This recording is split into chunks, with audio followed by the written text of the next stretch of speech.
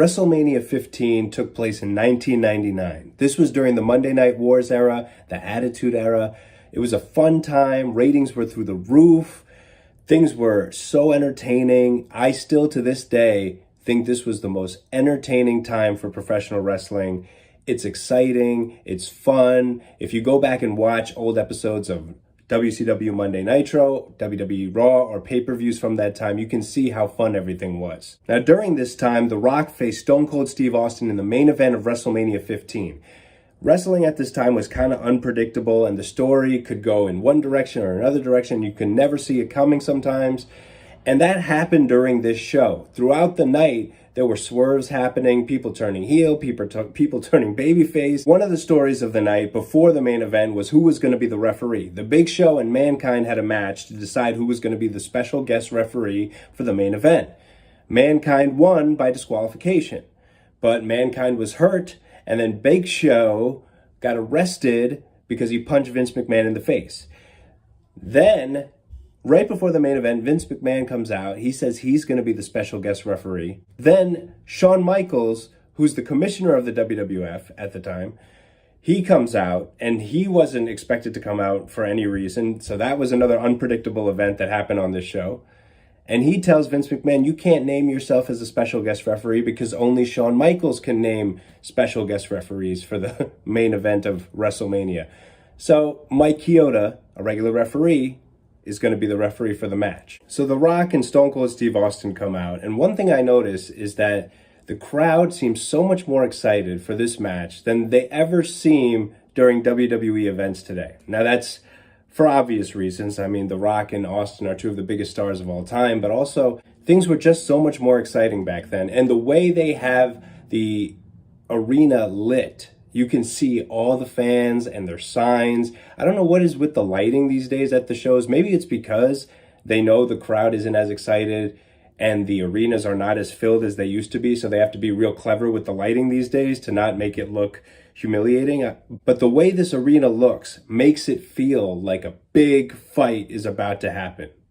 So the match starts with The Rock and Stone Cold fighting all over the ringside area, in the crowd, back inside the ringside area, then back out into the crowd, up in the entranceway, just fighting all over the place, brawling. And this is something you don't really see that often in the WWE anymore. WWE is real conservative these days about a lot of things. And, you know, this wild stuff is what made this era so fun. It really feels like The Rock and Austin hate each other and they're just going to beat the heck out of each other before they even start wrestling in the ring. They're just punching, kicking, throwing each other all over the place, choking each other with cords and stuff. The Rock was choking Austin with his own t-shirt. It's great stuff because, I mean, it just makes it for a fun, exciting atmosphere. There was even a point where Stone Cold Steve Austin Irish whips The Rock into the big WrestleMania 15 steel logo at the front of the entranceway, and the thing starts shaking, which is probably really cool for the people who were there live, that they could see that live, this thing shaking back and forth. I mean, just little things like that just made this match so fun. While they're brawling on the outside, Austin puts The Rock through a table. He throws him into the ring steps, and then finally they get into the ring for the in-ring portion of this match. And the first thing that happens is The Rock gives Stone Cold Steve Austin a rock bottom right in the middle of the ring. That jolts the crowd. He goes for the pin.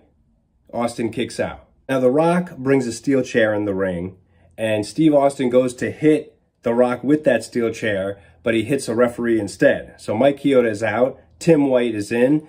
And then The Rock goes for a Samoan drop, gets it on Austin, tries to pin him. Austin kicks out. The Rock is not happy. He rock bottoms Tim White. That is the second ref bump. But right after that happens, Austin gives a stunner to The Rock, jolts the crowd. The crowd is so excited. They think this is the finish. No referee. But then Earl Hebner comes running down. 1, 2. Rock kicks out at the last moment. The crowd totally bought into that near fall. Then Vince McMahon comes down to the ring, and he takes out Earl Hebner. So that is the third referee to be taken out. Vince McMahon and The Rock start kicking Stone Cold Steve Austin while Austin's on the ground. And who shows up? Mankind, in a referee shirt, comes into the ring, pulls Vince McMahon off of Austin, and punches him in the face. So now Mankind apparently is going to be the referee for the match. I mean, this whole thing, the way this is playing out, 3 ref bumps in a match in the main event of WrestleMania. I mean, this is a microcosm of what the Attitude Era was like. But the crowd there was loving the match. I mean, this was the type of fun that they had back then. So The Rock hits a rock bottom on Austin. He goes for the people's elbow, misses. Steve Austin gets up, hits a stunner. 1, 2, 3, counted by Mankind. Steve Austin is the new champion. I mean, this was a good match. It was a fun match. I've said that a million times, but it was. You can just tell by the crowd excitement. The crowd excitement helps these matches from the Attitude Era so much. They were so into the matches. They were into the characters. They were into the stories. They were into all the swerves. I mean, it was just such a unique experience because wrestling today is really not like this anymore. It's a lot more toned down. There's a lot more rigid storytelling instead of all this unpredictable stuff coming out of nowhere. I really wish there was more unpredictability in wrestling today because that's what made this stuff fun. Overall, I would give this match a 3 out of 5. It's good. It's worth watching if you want to know what the Attitude Era was like, and it's a lot of fun.